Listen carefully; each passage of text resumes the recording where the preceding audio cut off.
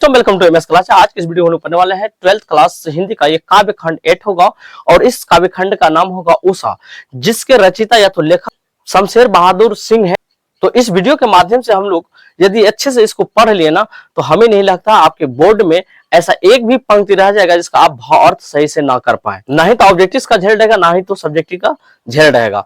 आइए सबसे पहले हम लोग लेखक के परिचय के बारे में जानते हैं। लेखक कहाँ के थे, इनके माता का नाम था, इसके पिता का नाम क्या था, सारे डिटेल्स हम लोग जानते हैं एक एक करके। यदि हम लोग लेखक की बात किया जाए तो इसका नाम है शमशेर बहादुर सिंह और यह सच में बहादुर था। और इसके यदि जन्म की बात किया जाए तो 12 मई 1993 ईस्वी में जन्म हुआ था। यदि इसके गांव की बात किया जाए, जन्म स्थान की, तो देहरादून जो कि उत्तराखंड में है। यदि इसके माता पिता की बात किया जाए नाम की बात, इसके माता का नाम प्रभुदेई था और इसके पिता का नाम तारिफ सिंह था, जो कि एक कलेक्टर ऑफिस का ये रीडर हुआ करता था और यहाँ तक कि साहित्य के प्रेमी हुआ करता था। जब ये लेखक शमशेर बहादुर सिंह की यात्रा की बात करें तो 1978 ईस्वी में सोवियत रूस की इन्होंने यात्रा भी किया था। इनके विवाह की बात किया जाए तो 1929 ईस्वी में धर्म देवी के साथ विवाह हुआ और 4 साल के बाद एक दुखद घटना होता है जिसके कारण इसकी पत्नी की मृत्यु हो जाती है। यानी 1932 ईस्वी में इसकी पत्नी का मृत्यु हो जाती है और ये सारा जीवन जो है ये अकेलापन ही रह गया। और जिसके बीच में ये डट करके बहुत सारे कविताएं लिखे, बहुत सारे गजलें, बहुत सारे रचनाएं, और ये छायावादी युग के कवि थे। छायावादी का मतलब होता है रोमांटिक युग, ठीक है। तो आइए हम लोग एक एक करके बोर्ड पे लिख रखे हैं, आइए हम लोग यहाँ पर समझते हैं। देखिए, यदि हम लोग इस अध्याय की बात करो तो ये 8 होगा और अध्याय का नाम उषा हो जाएगा। और इस लेखक की यदि बात किया जाए तो शमशेर बहादुर सिंह है, ठीक। और इसके जन्म की यदि हम लोग बात करो 13 जनवरी 1911 ईस्वी में हुआ और इसके निधन की यदि बात किया जाए तो 1993 ईस्वी। यदि दिनांक की बात किया जाए तो 12 मई को यह डेट किया था। यदि इसके जन्म स्थान की बात करूं तो देहरादून उत्तराखंड में जो कि पड़ता है। और इसके माता और पिता की बात किया जाए तो माता का नाम प्रभुदेई एवं पिता का नाम तारिफ सिंह था। और ये कलेक्ट्रेट में रीडर और साहित्य के ये क्या थे, इसके पिताजी प्रेमी थे।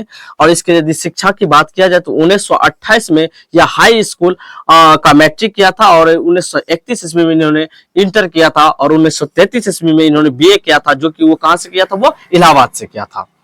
और 1938 में इन्होंने एमए किया था पूर्वार्ध में और अंग्रेजी से इन्होंने, और आगे इसका पढ़ाई नहीं चल सके। उसके बाद इसकी यात्रा की यदि बात किया जाए तो 1978 ईस्वी में सोवियत रूस की इन्होंने यात्रा किया था। यदि इसके पारिवारिक जीवन की बात करें तो 1929 ईस्वी में धर्म देवी के साथ विवाह हुआ और दुखद घटना यह हुआ 1933 ईस्वी में इसकी पत्नी की क्या हो जाती है, मृत्यु हो जाती है।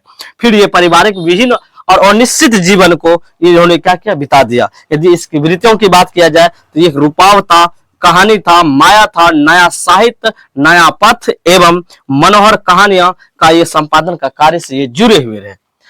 यहाँ तक कि ये शमशेर बहादुर सिंह जो था यह उर्दू हिंदू कोश का क्या था, ये संपादन भी रहे थे। तो ये आपको ऑब्जेक्टिव में पूछ सकता है ऐसा कौन सा कवि है हिंदी कोश की संपादन था, तो आप कह सकते हैं शमशेर बहादुर सिंह था।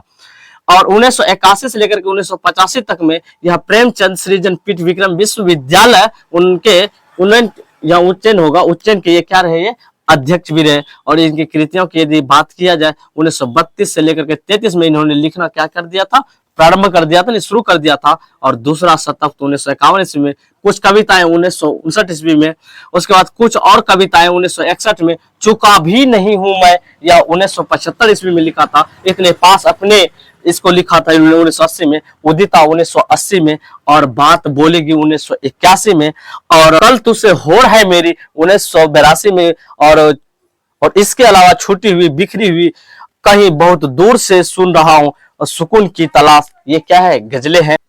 और ये प्रतिनिधि कविताएं, ये जो था डॉक्टर नामवर सिंह, उनके सभी ये कविताएं के में ये मौजूद थे। और डायरी, विविध प्रकार के निबंध एवं आलोचना भी ये फूट फूट करके रूप में इसमें क्या हुआ, प्रकाशित हुआ। आपको ये समझ में आ गया होगा, तो आप इसका स्टडी करें। और उम्मीद करते हैं वीडियो काफी आपको अच्छा लगा हो। अच्छा लगा है तो लाइक करें, दोस्तों में शेयर करें। इस चैनल पहली बार है सब्सक्राइब जरूर करें। आज के इस वीडियो को यहीं पर रखते हैं, मिलते हैं नेक्स्ट वीडियो के साथ।